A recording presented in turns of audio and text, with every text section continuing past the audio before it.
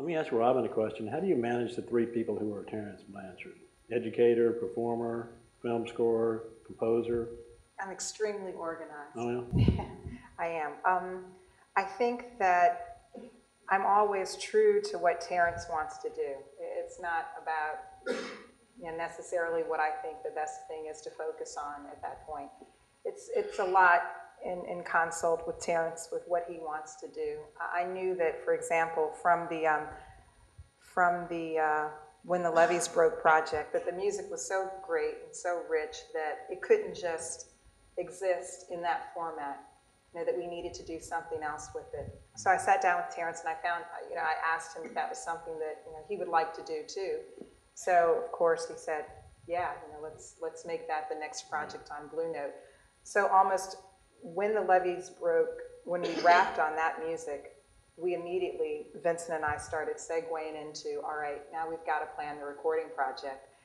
And theoretically, we had thought that that project would happen in October or November, and the more we look at his schedule, it's like, well, there's just no way. We're going to have to crank this out really soon. So we go back to Terence and say, okay, you want the music to come out, but how badly do you want the music to come out? Because if it's really, a priority, then we need to make it by the end of September. Wow. So it was just over this weekend that I emailed a contractor in Prague and said, hey, we want to come to Prague. We want to record with the Prague Symphony Orchestra. Do you have available dates by the end of September? Wow. And she emailed back, we do. I mean, this happened on Saturday. And today I've got, the travel, itinerary kind of, tentatively done.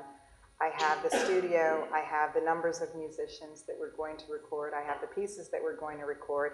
He's writing the arrangements, and Vincent's talking to the promoters to see if we can't schedule his tour dates such that so that we can go directly into Prague and there's no break. I mean, so it's organization, but it's also knowing that you have these priorities and you've got to fit them in because they're important to the artist. That's a lot of work. So we couldn't convince you to do this over in Roussel with the news. Let's talk about that later. Okay. Well, Vincent, you're kind of the ringmaster of this traveling circus, I suppose. You want to tell us about what it is to be a road manager for such a... Flexibility. If you listen to all that.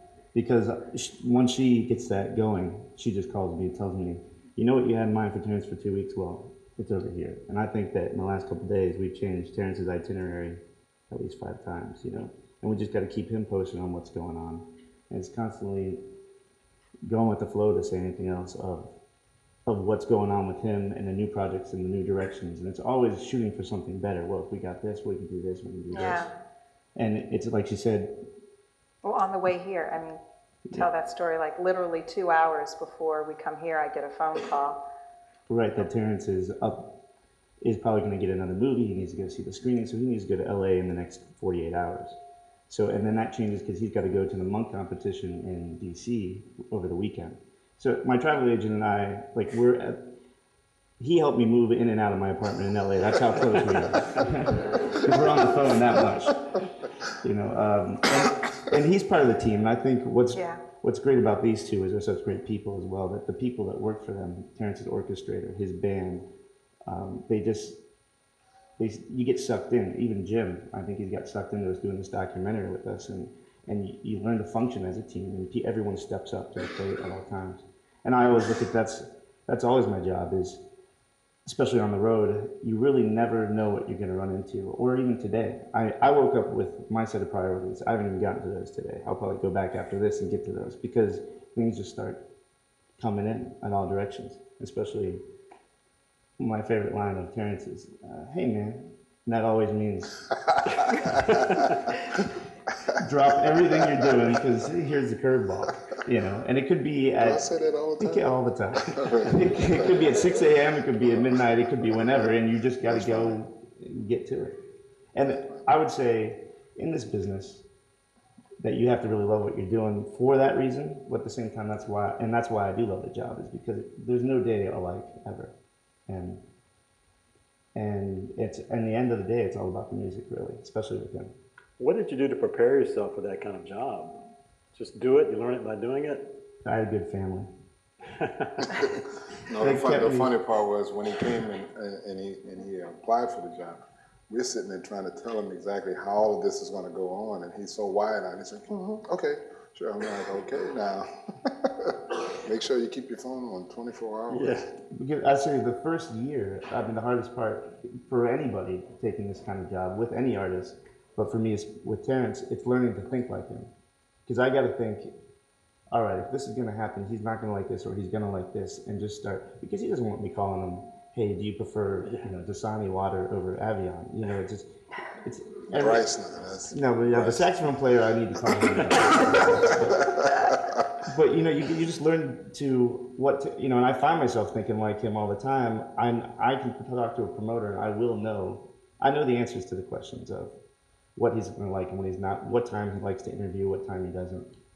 8 a.m., right? And let me tell you, it's a no, it's a godsend because having both of these people, really makes it easy on me because the only thing I have to do is really worry about the music, and given the type of career that we all have, I mean, it's kind of interesting. It's like, my name is on the project, but it's not me. I mean, it's like all of us together, because we all have to juggle. I think, his job would be different if he worked for another artist who just did performances. Her job would be different, But by me having these 3 careers, which she kind of fostered, by the way. She didn't tell you that part. She did that. Yeah.